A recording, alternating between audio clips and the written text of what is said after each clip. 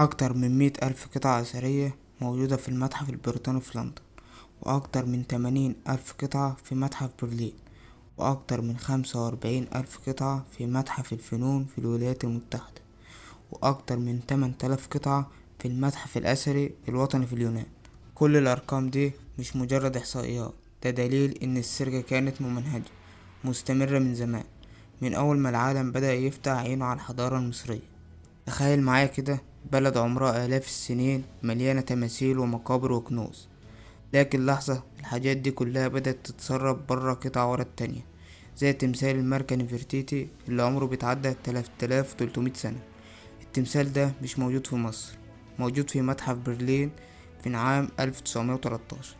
وكمان حجر رشيد، أشهر حجر سري اللي فك رموز اللغة الهيروغليفية، الحجر ده برضه مش موجود في مصر، موجود في المتحف البريطاني في لندن عام 1802. وكمان تابوت رمسيس الثالث موجود في متحف اللوفر في باريس. الحكاية بدأت في القرن التمنتاشر والتسعتاشر، كان زمن غريب على مصر، بلد مليانة كنوز لكن مفيش وعي كفاية بقيمتها. الرحالة والعلماء الأجانب كانوا بيجوا تحت شعار البحث العلمي، بس الحقيقة كانوا بيشيلوا في شنطهم تماثيل وتمائم ويطلعوا على السفن في طريقها لأوروبا. تخيل إن أول بعثة فرنسية نزلت مصر مع الحملة الفرنسية كانت بدهم كل حاجة، لكن بعد شوية بدأوا ياخدوا القطع معاهم كتذكار من الحضارة. ومن هنا بدأ النزيف الطويل.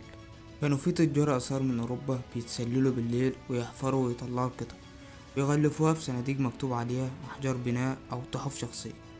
في نوع تاني من الخروج، مش سرقة مباشرة لكن هدية أو مجاملة من حاكم لحاكم، تماثيل وتوابيت اتقدمت كهدايا دبلوماسية، بعضها اتباع علنا في المزادات اللي كانت بتتعمل في القاهرة زمان. كانت الصحف نفسها بتنشر الإعلانات عنها، لأن الآثار دي مش تراث بلد، كأنها سلعة زي أي سلعة. في زمن محمد علي كان محمد علي بيهدي تماثيل كاملة لسفراء أجانب، وبيسمح للبعثات الأوروبية تشتغل في التنقيب مقابل جزء من اللي تلاقيه. هو ما كانش شايف في الآثار قيمتها التاريخية وقتها، كان شايفها نوع من المجاملة السياسية أو التبادل الثقافي. بس النتيجة إن آلاف القطع خرجت رسمي من مصر، ولحد النهاردة آثار الهدية دي معروضة في متاحف العالم. ومع الوقت بقت تجارة الآثار عملة ماشية في السوق، الناس بتحفر وتبيع وتهرب. الدنيا كانت سايبة والقانون ما كانش قادر يوقف الكارثة دي. لكن مع مرور الزمن مصر بدأت تفوق، وبدأت الأصوات تعلى وتقول كفاية، ده تاريخنا. العالم كله اتنبأ، خصوصا بعد ما اليونسكو دخلت على الخط في سنة 1970. اتعملت اتفاقية دولية مهمة جدا لحظر ومنع استيراد وتصدير الممتلكات الثقافية المسروقة. الاتفاقية دي كانت أول مرة العالم يعترف رسمي إن الآثار المسروقة لازم تترد. ومع حلول عام 1983 مصر طلعت قانون بيحظر الاتجار في الآثار تماما، جوا أو برا البلد، بهدف حماية التراث الأثري. والقانون ده استمد قوته من اتفاقية اليونسكو اللي كانت قبلها ب13 سنة، واللي صدقت عليها أكتر من 127 دولة مختلفة. القانون المصري والاتفاقية مع بعض شكلوا خط الدفاع الأول عن تراثنا، بس الواقع كان أصعب من الورق، لأن القطع اللي خرجت قبل القوانين دي بقت ملكية قانونية بالنسبة للدول اللي عندها متاحف. يعني ببساطة القانون ما ينفعش يطبق بأثر راجع. ومن هنا تيجي قصة من أغرب القصص الحديثة. متحف المتروبوليتان في أمريكا اشترى من تاجر فنون تابوت ذهبي فاخر لكاهن اسمه نجم عنخ سنة 2017. الصفقة كانت رسمية والورق شكله سليم، لكن بعد شوية الشرطة الدولية كشفت إن التابوت اتنهب من مصر بعد 2011، وإن كل الأوراق كانت مزورة. وبعدها بشوية المتحف اضطر يرجعه لمصر سنة 2019. اللحظة دي كانت مهمة جدا، لأن العالم كله شاف إن مصر بتقدر توصل لحقها حتى بعد السنين دي كلها.